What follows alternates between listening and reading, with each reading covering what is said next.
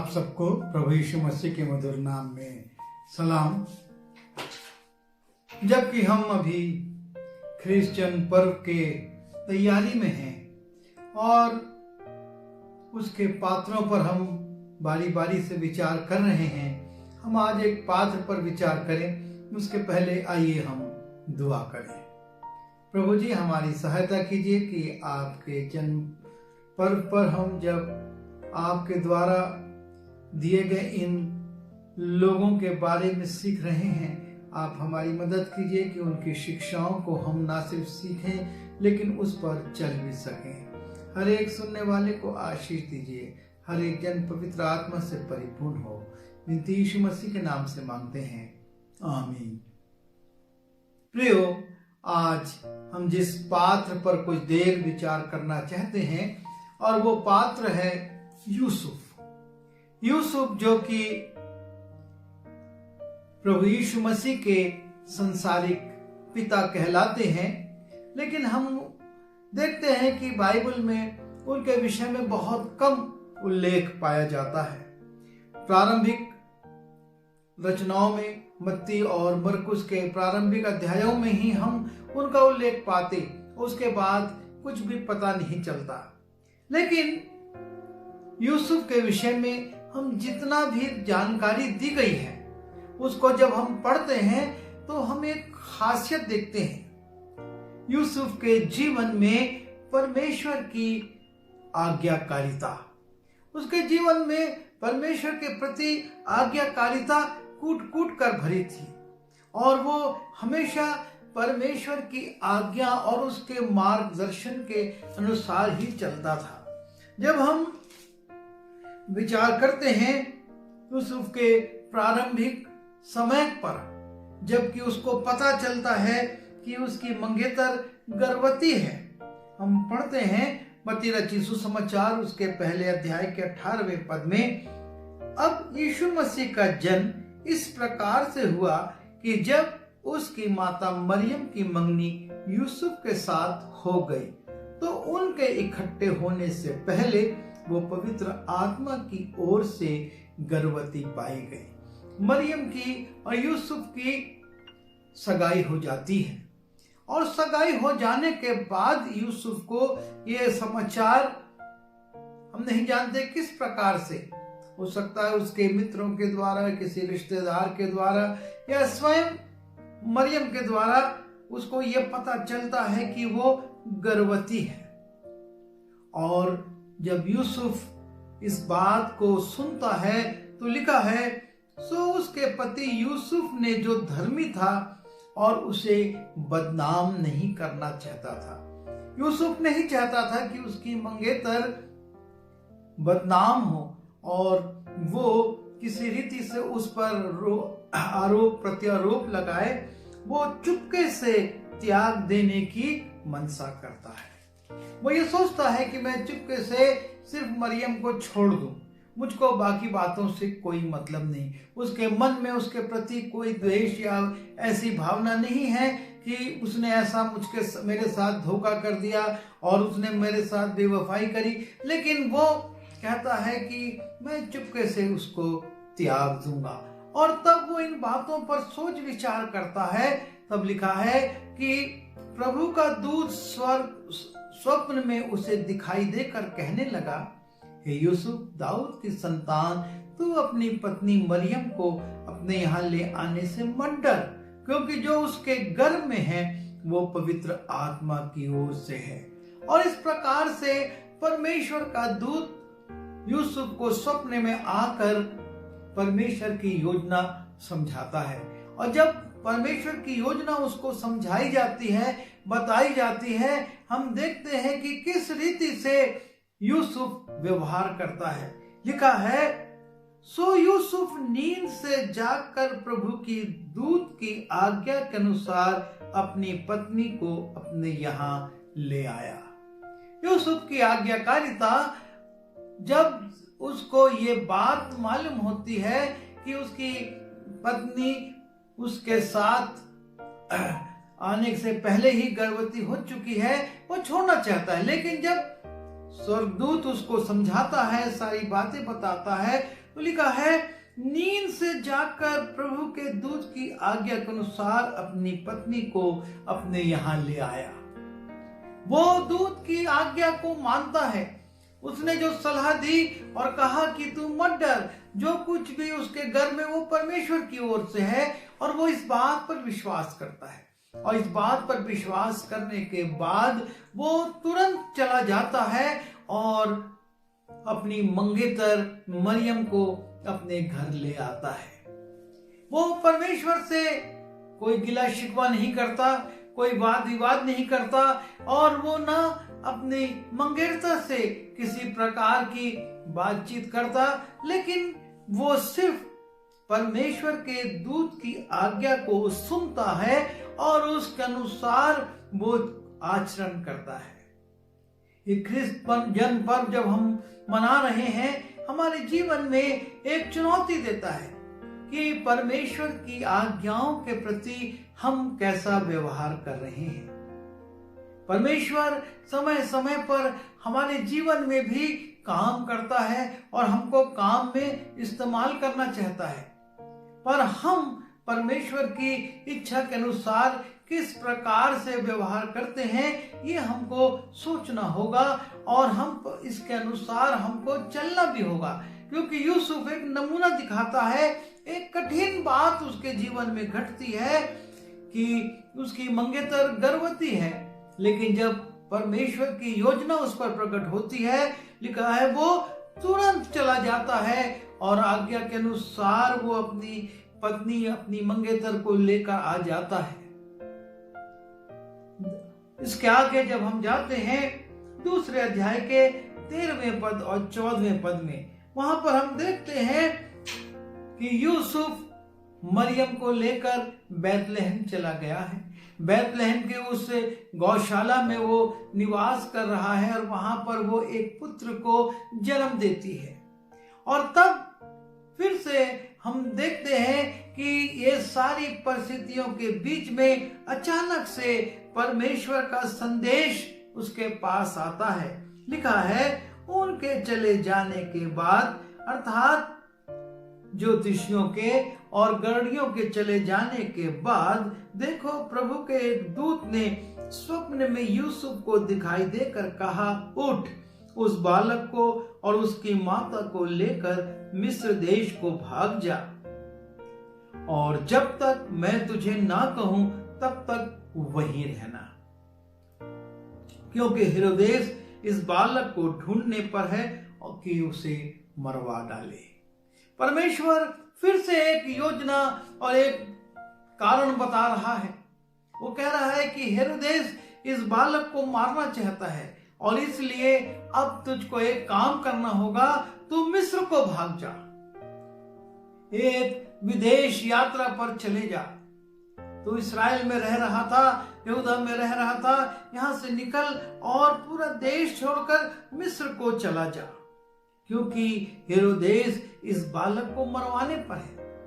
और जब यूसुफ को यह संदेश मिलता है, वो फिर से परमेश्वर के दूत की बात पर विश्वास करता और आज्ञा को मानता है।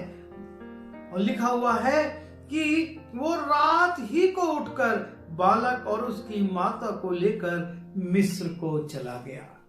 यूसुफ का दूसरी आज्ञा जब उसको मिलती है परमेश्वर से कि तू अब मिस्र को भाग, लिखा है वो रात को ही उठकर बालक और उसकी माता को लेकर चल देता है। वो सुबह की प्रतीक्षा नहीं करता, लेकिन उसके जीवन में एक आज्ञाकारिता है। परमेश्वर ने मुझसे कहा है और मुझको इसे करना है और तुरंत करना है, क्योंकि सुबह हो सकता है कि सैनिक आ जाएं और इस बालक को मार डालें, लेकिन वो उसके पहले ही रात में ही निकल जाता है और मिस्र की ओर बढ़ जाता है। हमारे जीवन में कई बार परमेश्वर चेतावनी देता है कि ऐसा होने वाला है, लेकिन हम लापरवाही कर जाते हैं, हम सुस्ती कर जाते हैं, हम सोचते हैं आज नहीं कल, कल नहीं परसों, और ये विचारधारा हमको संकट में डाल देती है, हम फंस जाते हैं। अगर यूसुफ लापरवाही करता तो उसके जीवन में भी समस्या आ सकती थी, लेकिन वो लापरवाही नहीं करता है। वो तुरंत चला जाता है और मिस्र में अपने बच्चे को, उस बालक को और मरियम को ले जाता है। हम और आगे जब बढ़ते हैं, इसी मत्ती उसके दूसरे अध्याय के 22 और 23 पद में वहां पर लिखा है कि परमेश्वर फिर से आज्ञा देता है यूसुफ को। हेरोदेस के मरने के बाद देखो, प्रभु के दूत ने मिस्र में यूसुफ को स्वप्न में दिखाई देकर कहा, उठ, बालक और उसकी माता को लेकर इस्राएल देश में चला जा, क्योंकि जो बालक के प्राण लेना चाहते थे मर गए। एक बार फिर से उसको आज्ञा दी जाती है कि अब तू मिस्र से इस्राएल में चला जा। और स्वप्न में परमेश्वर के दूत से वो आज्ञा को पाकर निर्णय लेता है और मिस्र से इस्राएल में आ जाता है। वो परमेश्वर के दूत की बताई हुई आज्ञा के अनुसार निर्णय लेता है और लिखा है कि वो उठा और बालक और उसकी माता को लेकर इस्राएल के देश में आया। जब उसको यह संकेत दिया गया कि तू इस्राएल जा सकता है, क्योंकि जो उस बच्चे के प्राण के प्यासे थे वो मर चुके हैं, तो लिखा है वो उठा और बालक और उसकी माता को लेकर इस्राएल देश में आया। वो परमेश्वर की आज्ञा का फिर से पालन करता है। परमेश्वर ने कहा है और अब मैं बालक को लेकर इस्राएल को जाऊंगा, और वो उसके अनुसार कार्य करता है और इस्राएल आ जाता है।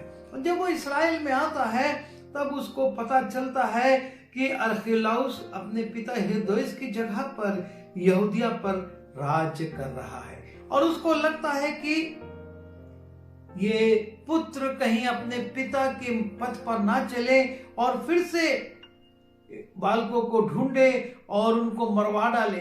और इसलिए लिखा है कि वो वहां जाने से डरा और फिर से उसको स्वप्न में चेतावनी मिलती है। ये चौथी बार है।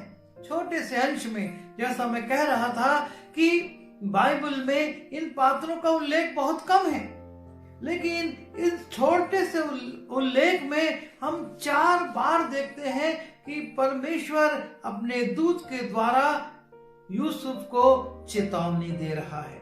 लिखा है कि स्वप्न में चेतावनी पाकर गलील देश में चला गया और नासरत नाम नगर में जा बसा। यूसुफ फिर से परमेश्वर के दूत की चेतावनी को देखता है और ये निर्णय लेता है कि मैं इस बच्चे को उस जगह पे नहीं ले जाऊंगा। तब अगुवाई मिलती है, चेतावनी मिलती है और वो उसको नासरत में लेकर आ जाता है। यूसुफ बार बार जब जब परमेश्वर का दूत उसको चेतावनी देता है, उसको बताता है, वो उसकी बात को सुनता है और उसके अनुसार आचरण करता है। और हम देखते हैं ये आचरण करना उसके लिए लाभकारी सिद्ध होता है। हमारे जीवन में ये जरूरी है कि हम परमेश्वर के आज्ञाकारी बने। ये ख्रीष्ट जन्म पर्व और उसके पात्र हमको बहुत सी शिक्षाएं देते हैं, और उसमें से एक शिक्षा ये भी है कि हम अपने परमेश्वर की चेतावनियों पर ध्यान करें। हम उनको नजरअंदाज ना करें, हम उनको छोड़ ना दें, लेकिन हम उन पर ध्यान लगाएं और उन चेतावनियों के अनुसार हम आचरण करने वाले हों, हम उनके अनुसार व्यवहार करने वाले हों। क्योंकि परमेश्वर के वचन में लिखा है, मैं जो तुम्हारे लिए कल्पनाएं करता हूं वे हानि की नहीं है, लेकिन लाभ की हैं, और अंत में मैं तुम्हारी आशा पूरी करूंगा। परमेश्वर ने हमारे लिए बहुत से विचार करके रखे हैं। उसके पास बहुत सारी योजनाएं हैं, यूसुफ जो कि एक साधारण सा बढ़ई था और अपनी जीविका चला रहा था, लेकिन परमेश्वर उस पर प्रकट करता है कि तेरी मंगेतर परमेश्वर की आत्मा की ओर से गर्भवती है और इसलिए तू उसको लाने से मत डर। वो तुरंत उसको लेकर आ जाता है, वो विलंब नहीं करता, वाद विवाद नहीं करता। चेतावनी मिलती है कि बालक को लेकर मिस्र चला जा, वो तुरंत उस निर्णय को लेता है और रात में ही उठकर चला जाता है। मिस्र में रहते हुए उसको चेतावनी दी जाती है कि तू अब देश में लौट आ, क्योंकि जो उस बच्चे के प्राण के प्यासे थे मर गए हैं। वो फिर से इस्राएल में आ जाता है और जब उसको चेतावनी मिलती है कि तू वहां जाने से अगर डरता है तो नासरत को चला जा, वो नासरत में आ जाता है, वहां बस जाता है। हमको अपने कामों में डिस्टरबेंस, हमको बार बार इस प्रकार की चेतावनी सुनने में हमारे मन नहीं लगते। हम सोचते हैं हम कितना भटकेंगे, लेकिन यूसुफ हर बार जब जब परमेश्वर का दूत उसको आज्ञा देता था वो उसका पालन करता है और उसके पालन करने के द्वारा वो अपने जीवन में आशीष भी पाता है। वो संकट और विपत्तियों से भी बच जाता है और साथ ही साथ परमेश्वर की योजना को पूरा करने वाला बन जाता है। परमेश्वर हमसे भी यही अपेक्षा करता है। वो चाहता है कि हम उसकी चेतावनियों पर सावधान रहें और उन पर ध्यान लगाएं और उनके लिए उनके अनुसार काम करने वाले हों। यदि यूसुफ मरियम को अपने घर नहीं लाता तो मरियम परेशानी में पड़ सकती थी। यदि यूसुफ मिस्र को नहीं भागता रात को ही तो वो बालक खतरे में पड़ सकता था। यूसुफ जब मिस्र में जम गया, फिर से संकेत मिलता है, वो इस्राएल में आ जाता है और इस्राएल में आने के बाद अपने नगर में ना जाकर वो नासरत चला जाता है, क्योंकि उसको इस बात की अगुवाई हो रही है। प्रभु हमारी सहायता करे कि हम भी उसकी अगुवाई को पहचानने वाले और उसके अनुसार आचरण करने वाले हों। हम उनके लिए में टाल मटोल, अगर मगर या लापरवाही ना बरतें।